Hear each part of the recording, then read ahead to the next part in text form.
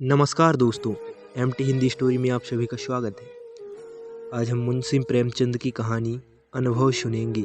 मेरे स्वामी को 1 साल की सज़ा मिली है। उनका अपराध सिर्फ इतना था कि 3 रोज पहले जेठ की तेज गर्मी में उन्होंने कई राष्ट्र सेवकों को पानी व शरबत के साथ खातिरदारी की थी। मैं उस दौरान कोर्ट में खड़ी थी। ऐसा लग रहा था कि मानो कमरे से बाहर खड़े शहर की सभी राजनीतिक चेतना किसी बंद पशु की तरह जोर जोर से चीख रहे हों। मेरे स्वामी बेड़ियों से बंधे हुए लाए गए। इस दौरान हर तरफ सन्नाटा पसर गया, लेकिन मेरे मन में कोहराम मचा हुआ था। क्रोध का आवेश मन ही मन फूट कर बाहर आना चाह रहा था। मुझे इतना गुमान कभी नहीं महसूस हुआ था। सामने कुर्सी पर बैठे अंग्रेज जज व उसके बगल में खड़े लाल रंग की पगड़ी बांधे पुलिस अफसर सभी मुझे नीचा दिखा रहे थे। बस यही मन कर रहा था कि तुरंत दौड़कर अपने स्वामी के पैरों में गिर जाऊं और वहीं प्राण त्याग दूं। कभी शांत, कभी चंचल, तो कभी आत्मसम्मान से भरी हुई मूर्ति दिख रही थी मैं। मेरे मुख पर किसी तरह का अफसोस या ग्लानि नहीं झलक रही थी। किसी की सेवा को अपराध करार देना व उसको 1 साल की जेल की सजा सुनाना गजब की न्याय व्यवस्था है। ऐसे में तो मैं 100 बार ये गुनाह करने को तैयार हूँ। मेरे स्वामी जाने लगे और जाते वक्त मेरी ओर देखकर मुस्कुराए और फिर आगे बढ़ गए। कोर्ट से बाहर आकर मैंने 5 रुपये की मिठाई खरीदी और कुछ राष्ट्रीय सेवकों को आमंत्रित कर मिठाई खिलाया। उसी दिन शाम होते ही मैं पहली बार कांग्रेस के जलसे में शामिल होने से खुद को रोक न सकी। यही नहीं, मैंने मंच पर जाकर भाषण भी दिया। मेरे अंदर द्वेष इतना भरा हुआ था कि सत्याग्रह का प्रण भी ले लिया। उस समय मेरे अंदर इतनी शक्ति कहाँ से आ गई मुझे खुद भी पता नहीं चला। लेकिन हाँ, सब कुछ न्यौछावर हो जाने के बाद अब किस बात का डर था। अगले दिन मैंने पिताजी व ससुर के लिए 2 पत्र लिखे।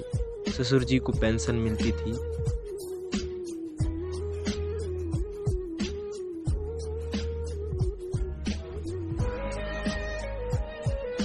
और पिताजी जंगल में एक अच्छे पोस्ट पर आसीन थे। परंतु अफसोस था कि सारा दिन बीत जाने के बाद कोई जवाब नहीं आया। उसके अगले दिन भी किसी का खत नहीं आया, लेकिन तीसरे रोज दोनों का जवाब आया। ससुर जी ने पत्र में लिखा था कि मुझे लगा था कि वृद्धावस्था में तुम दोनों मेरी सहारा बनोगी, लेकिन अब कोई फायदा नहीं है। तुम दोनों ने मेरी आस पर पानी फेर दिया। मुझे सरकार से पेंशन मिलती है, लेकिन तुम्हें अपने यहाँ रखकर मैं इस पेंशन को नहीं खोना चाहता। पिताजी के पत्र में भी कुछ ऐसा ही कठोर जवाब सुनने को मिला। पिताजी को इसी वर्ष ग्रेड मिलने वाला था, परंतु अगर वो मुझे अपने पास बुलाते तो उन्हें ग्रेड्स के साथ हाथ धोना पड़ता। ऐसे में वो मेरी मौखिक रूप से मदद करने के लिए तैयार थे। मेरा मन दुखी हुआ और मैंने इन दोनों खत को जला दिया। उनके बाद उन्हें और कोई खत नहीं लिखा। ऐसे ही कहते हैं, स्वार्थ जिसका प्रभाव जितना प्रबल होता है। ससुर व पिता दोनों ने मुंह फेर लिया, लेकिन अभी मेरी आयु ही क्या थी। अभी तो मुझे दुनिया देखनी है। इतने में किसी ने बाहर से मेरे दरवाजे की कुंडी खटखटाते हुए मुझे आवाज़ दी। मैं सहम गई, मेरे रोंगटे खड़े हो गए। मैं दरवाजे पर कान लगाकर सुनने की कोशिश कर रही थी, कहीं वो बदमाश तो नहीं। फिर मैंने कठोर आवाज़ में कहा, कौन है, क्या काम है? बाबू ज्ञानचंद की आवाज़ सुनकर मैं थोड़ी शांत हुई। ये मेरे स्वामी के सबसे अच्छे मित्र हैं। इनके साथ एक महिला भी आई थी, वह उसकी पत्नी थी। पहली बार वो मेरे घर आई। मैंने उन्हें आदर भाव से प्रणाम कर अंदर बुलाया। ये दोनों ऊपर आकर बैठे व बेहद ही दरिया दिली से मुझे तवावना देने लगी। उनकी पत्नी के विचार देखकर मुझे ये समझ आ गया कि वो एक सशक्त महिला है। उनके चेहरे से ही उनकी प्रतिभा झलक रही थी। दोहरी कटकाठी के साथ चेहरे पर रोब व जेवरों से लदी किसी महारानी से कम नहीं लग रही थी। खास बात तो ये थी कि वो बाहर से वो जितनी ही कठोर दिख रही थी, अंदर से उतनी ही करुणा से भरी हुई थी। उनसे बातचीत शुरू हुई। ज्ञान जी की पत्नी, क्या घर पर किसी को खत लिखा? मैंने कहा हाँ। ज्ञान जी की पत्नी, कोई घर से लेने आ रहा है? मैंने कहा नहीं, पिताजी व ससुर जी में से कोई मुझे अपने साथ रखने को तैयार नहीं है। ज्ञान जी की पत्नी, तो फिर आगे क्या करने का सोचा है? मैंने कहा फिलहाल के लिए तो यहीं पर हूँ। ज्ञान जी की पत्नी, हम लोगों के साथ हमारे घर क्यों नहीं चल रही हो? अकेले में तुम्हें यहाँ नहीं रहने दूंगी। इस दौरान खुफिया के दूत घर के बाहर डटे हुए हैं। मुझे आशंका हो गई थी कि ये खुफिया के दूत ही होंगे। ज्ञान जी ने अपनी पत्नी की ओर देखा और पूछा, मैं तांगा ले आऊं? ज्ञान जी की पत्नी ने इशारे में ही आज्ञा दे दी। ज्ञान जी तुरंत द्वार की तरफ चले। तभी ज्ञान जी की पत्नी ने बोला, रुको, कितने तांगे लेकर आओगे? ज्ञान जी घबरा कर बोले, कितने? ज्ञान जी की पत्नी, हाँ कितने? एक तांगे पर सिर्फ 3 लोग ही बैठ सकते हैं, बाकी के सामान बिस्तर बर्तन आदि कैसे जाएंगे? फिर 2 ले आऊं? ज्ञान जी बोले। ज्ञान जी की पत्नी, एक तांगे पर कितना सामान जाएगा? ज्ञान जी, फिर ठीक है 3 ले आता हूँ। ज्ञान जी की पत्नी, हाँ तो जाओ भी, अब इतनी देर क्यों कर रहे हो? जब तक मैं कुछ कहती तब तक ज्ञान जी निकल गए। मैंने संकोचते हुए उनकी पत्नी से कहा, मेरे आने से आपको तकलीफ होगी। कठोर वाणी में ज्ञान जी की पत्नी ने कहा, हाँ तकलीफ तो होगी, तुम किलो भर आटा खाओगी, घर का एक जगह भी घेर लोगी, ये सब क्या कम कष्ट है? इतना सुनकर मैंने कहा, क्या बहन आप भी? उनकी पत्नी ने मेरे कंधे पर हाथ रखकर बोला, जब तुम्हारे स्वामी वापस आ जाएं तो मुझे अपने घर में रख लेना, हिसाब बराबर हो जाएगा। अब ठीक है ना, तो चलो सारा सामान बांध लो।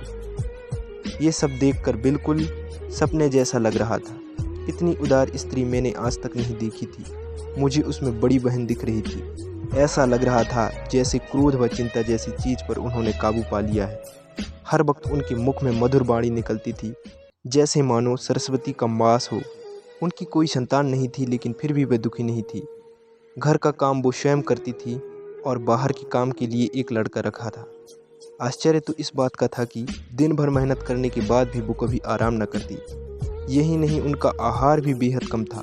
इतना ही नहीं, दिन भर वो मुझे कुछ न कुछ खिलाने के लिए परेशान करती, एक भी काम नहीं करने देती, बस यहाँ यहीं बुरा लगता था। मगर उनके घर में कैसे एक सप्ताह गुजर गया पता ही नहीं चला। तभी मुझे एक दिन वो दूत यहाँ दिखाई दिए। उन्हें यहाँ देख मैं घबरा गई। मैंने सोचा ये मेरे पीछे यहाँ तक आ गई। तभी उन्होंने कहा कि कुत्ते हैं, भौंकने के अलावा कुछ नहीं कर सकते। मैंने बोला, कुत्ते हैं, काट भी तो सकते हैं। तो ज्ञान जी की पत्नी ने कहा कि इनके डर से भागना नहीं चाहिए। मैं बार बार उनके बारे में सोचती, झल्ले से जाकर देखती तो बाहर वो नजर आते थे। हाथ धोकर ये मेरे पीछे पड़ गए थे। मन ही मन सोचती थी कि मैं इनका क्या बिगाड़ सकती हूँ, आखिर मैं ही क्यों? क्या ये नहीं चाहते कि मैं यहाँ रहूँ? ऐसा करके उन्हें क्या हासिल होगा? ये सब सोचते हुए एक और सप्ताह बीत गया। उन दोनों दूतों ने अपना डेरा वहीं जमा लिया था। ऐसे में मैं और ज़्यादा बेचैन थी, किसी से कुछ कह भी नहीं सकती थी। एक रोज़ संध्या के वक्त ज्ञान जी घर आए। वे घबराए हुए नजर आ रहे थे। मैं बरामदे में सब्जी काट रही थी। ज्ञान जी सबसे पहले कमरे में गए और अपनी पत्नी को बुलाया। उनकी पत्नी ने कहा कि अरे अचानक से क्या हो गया? पहले हाथ मुंह धो लो, कपड़े बदल लो, कुछ खाओ, तब आराम से बैठकर बात करते हैं। उन्होंने पत्नी से बात करने के लिए दोबारा आग्रह करते हुए कहा, तुम क्यों नहीं समझ रही? मेरी जान पर बन आई है। फिर भी ज्ञान जी की पत्नी ने वहीं बैठे हुए कहा कि बात क्या है, बताते क्यों नहीं? ज्ञान जी ने कहा, पहले इधर आओ। इतने में मैं खुद वहाँ से दूर जाने लगी। तभी ज्ञान जी की पत्नी ने मुझे हाथ पकड़कर रोक लिया। मैं कोशिश करके भी उनसे हाथ नहीं छुड़ा पाई। ज्ञान जी मेरे सामने वो बात नहीं करना चाहते थे, लेकिन उनसे इंतजार भी नहीं हो रहा था। उन्होंने तुरंत कहा, आज मेरे व प्रधानाचार्य के बीच झगड़ा हो गया है। पत्नी ने बड़े ही बनावटी शब्दों में कहा, क्या सच में? तब तो तुमने उन्हें खूब पीटा होगा। ज्ञान जी, तुम्हें मजाक सूझ रहा है, यहाँ मेरी नौकरी आफत में है। पत्नी, जब इतना ही डर था तो झगड़े क्यों किया? ज्ञान जी, मैं नहीं झगड़ा, उसने मुझे बुलाकर खूब सुनाया। पत्नी, बिना मतलब के? ज्ञान जी, अब क्या बताऊं? पत्नी, मैंने कई बार बोला है ये मेरी बहन है, तुम इसके सामने सब कुछ बोल सकते हो। ज्ञान जी, अच्छा, पर जब बात इनके बारे में हो तो? पत्नी ने कहा, मैं समझ गई, खुफियों से तुम्हारी अनबन हुई होगी और पुलिस ने तुम्हारी स्कूल में शिकायत कर दी होगी। ज्ञान जी सोचते हुए, नहीं ऐसा नहीं है, लेकिन पुलिस ने हाकिम जिले की यहाँ शिकायत की और उसने प्रधानाचार्य से। प्रधानाचार्य ने मुझसे जवाब मांगा है। पत्नी ने कहा, प्रधानाचार्य ने कहा होगा कि उस महिला को अपने घर से बाहर करो। ज्ञान जी, हाँ, कुछ ऐसा ही समझ लो। फिर तुमने क्या कहा? ज्ञान जी, फिलहाल मैंने कुछ नहीं कहा, वहाँ कुछ समझ नहीं आ रहा था। पत्नी ने गुस्से में कहा, जब तुम इसका जवाब जानते हो फिर सोचते कैसा? ज्ञान जी सहम कर बोले, मैं ऐसा अचानक कैसे बोल देता? पत्नी गुस्से में बोली, जाओ अभी जाकर अपने प्रधानाचार्य से कहो कि मैं उसे नहीं निकाल सकता, और अगर ना माने तो नौकरी से इस्तीफा देकर घर आना। अभी तुरंत जाओ। मैं अपने आंसू नहीं रोक पाई। रोती हुई मैंने कहा, बहन ये सब क्यों? ज्ञान जी की पत्नी ने मुझे डांटा और कहा, तुम बिल्कुल चुप रहो, नहीं तो कान पकड़ लूँगी। तुम क्यों बीच में बोलती हो? जिएंगे तो साथ, मरेंगे तो भी साथ, पति को सुनाते हुए कहा।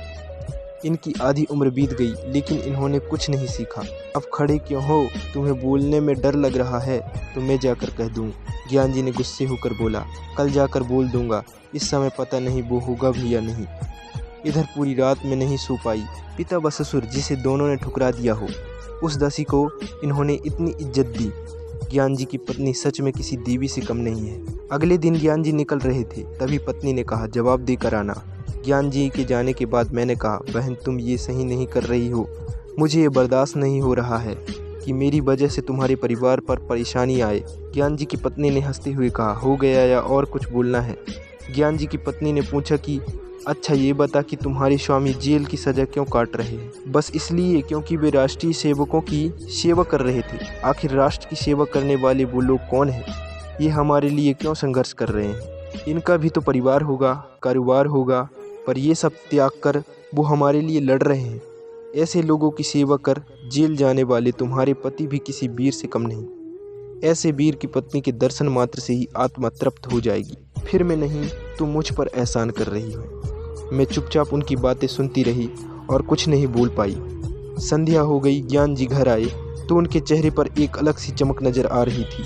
पत्नी ने पूछा, हार कर आई या जीत कर? ज्ञान जी ने स्वाभिमान के साथ कहा, जीत कर। जब मैंने नौकरी से इस्तीफा दिया तो उसका दिमाग चकरा गया। तभी उसने हाकिम जिले के पास जाकर बात की। वापस आकर उसने बोला, आप राजनीतिक जलसों में क्यों नहीं शरीक होते? मैंने बोला, ना भाई मैं कभी ना जाऊं। उसने पूछा, क्या आप कांग्रेस के सदस्य हैं? मैंने बोला, नहीं, और ना ही किसी सदस्य से मेरी कोई संबंध है। उसने पूछा, क्या कांग्रेस के फंड में आप दान करते हैं? मैंने बोला, ना भाई, फूटी कौड़ी भी नहीं। उसने कहा, तो ठीक है, मैंने आपका इस्तीफा अस्वीकार कर दिया। पत्नी ने ये सुनते ही ज्ञान जी को गले से लगा लिया।